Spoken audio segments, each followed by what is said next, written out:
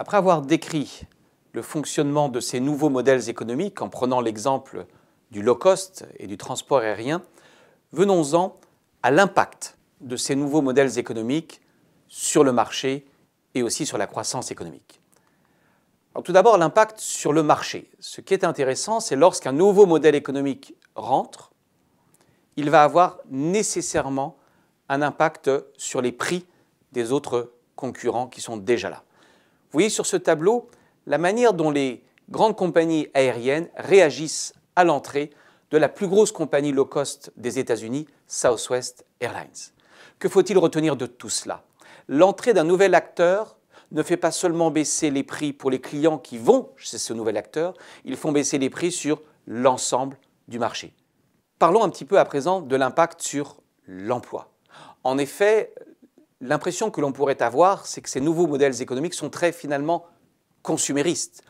Lorsqu'ils baissent les prix, cela profite aux consommateurs, mais quid des salariés et quid notamment du niveau de l'emploi. On s'aperçoit en réalité que ces nouveaux modèles économiques vont avoir pour effet dans un premier temps de détruire des emplois chez les opérateurs installés ou de limiter leur développement, mais ils vont en contrepartie créer des emplois dans les entreprises qui connaissent un développement et notamment les entreprises low cost. Donc au fond, on retrouve un peu l'intuition du grand économiste Joseph Schumpeter, à savoir que l'impact de ces nouveaux modèles économiques, c'est qu'ils vont créer un processus de destruction créatrice. Destruction d'emplois et de valeurs dans les anciennes entreprises et création d'emplois et de valeurs dans les entreprises qui viennent d'entrer sur le marché. Prenons encore plus de recul et au fond regardons quel est l'impact de ces nouveaux modèles économiques, cette fois-ci sur la croissance économique. Vous le savez, dans les pays développés, la croissance économique a pour premier facteur les gains de productivité. Or, les gains de productivité résultent tout d'abord de la formation, c'est-à-dire du capital humain. Plus les personnes sont éduquées, plus elles sont efficaces. La productivité dépend également du progrès technique. Plus vous avez d'innovation, plus vous avez de recherche-développement, plus vous aurez de croissance économique. Mais elle dépend également d'un troisième facteur dont on sous-estime peut-être l'ampleur. Et ce troisième facteur, c'est la concurrence. En effet, quand un nouveau modèle économique rentre sur le marché, il va avoir tendance à être beaucoup plus efficace que les modèles existants.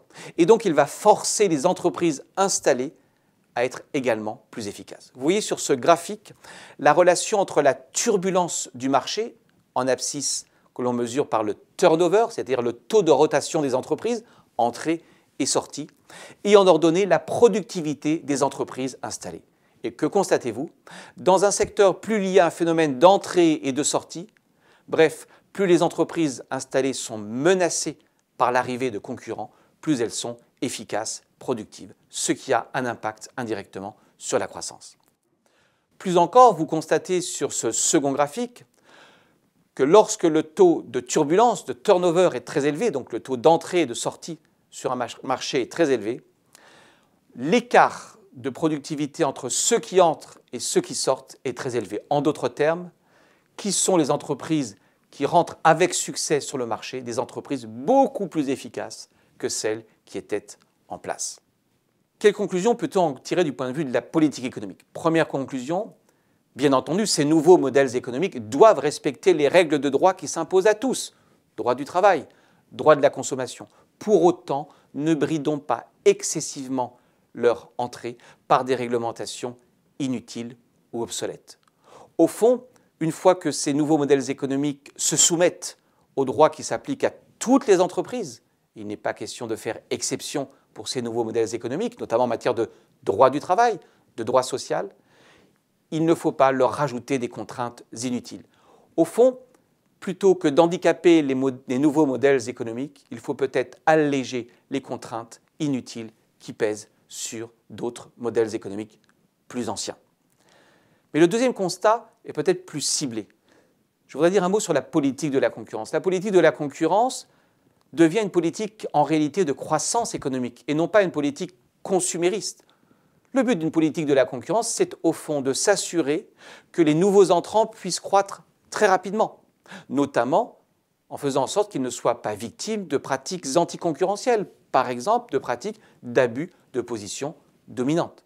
Donc une politique de la concurrence efficace, qui lutte contre les abus de marché, va permettre à ces nouvelles pousses de croître plus rapidement et donc d'exploiter au maximum les gains de productivité, ce qui est une source de croissance économique. On devrait donc trouver au niveau macroéconomique une relation entre l'intensité d'une politique de la concurrence et la croissance économique. Si l'on veut faire de la politique industrielle, c'est-à-dire soutenir de nouvelles industries, il ne faut surtout pas désigner à l'avance le vainqueur. Et c'est exactement ce qu'ont fait les Japonais. On prend souvent comme exemple d'une politique industrielle le cas du Japon dans les années 1950 à 1970-80, avec cette fameuse idée selon laquelle le MITI aurait ciblé des secteurs. Oui, le MITI a ciblé des secteurs dits d'avenir, mais chaque fois qu'il ciblait un secteur, il mettait une concurrence très intense sur le marché japonais. Concurrence très intense entre les producteurs automobiles. Le Japon compte pas moins de 9 constructeurs automobiles. Concurrence très intense sur le marché des jeux vidéo. A l'inverse, chaque fois que le Japon a voulu désigner un vainqueur à l'avance, c'est-à-dire à limiter finalement la concurrence, il a eu du mal à émerger comme un grand acteur sur le marché mondial. C'est le cas, par exemple, de l'aéronautique civile ou même de l'industrie du logiciel. Donc, au fond, politique industrielle et concurrence ne s'opposent pas. Une politique industrielle est toujours possible dès lors qu'elle incite les entreprises à donner le meilleur d'elles-mêmes, c'est-à-dire dès lors qu'elle met une certaine dose de concurrence. Au fond, le message général que j'ai essayé de faire passer dans cette intervention, c'est que nous avons spontanément une certaine défiance vis-à-vis de ces nouveaux modèles économiques qui posent, disons-le, des problèmes, notamment en matière de respect d'un certain nombre de droits fondamentaux. Pour autant, ne tombons pas dans une défiance généralisée. Premièrement, il est très difficile d'arrêter les révolutions économiques. Et plutôt que de les arrêter, il faut plutôt les réguler, les accompagner et prendre conscience qu'au-delà des gains pour les consommateurs, notamment des gains de pouvoir d'achat, ces modèles ont une vertu, ont une qualité, celle de stimuler les gains de productivité, c'est-à-dire la croissance économique.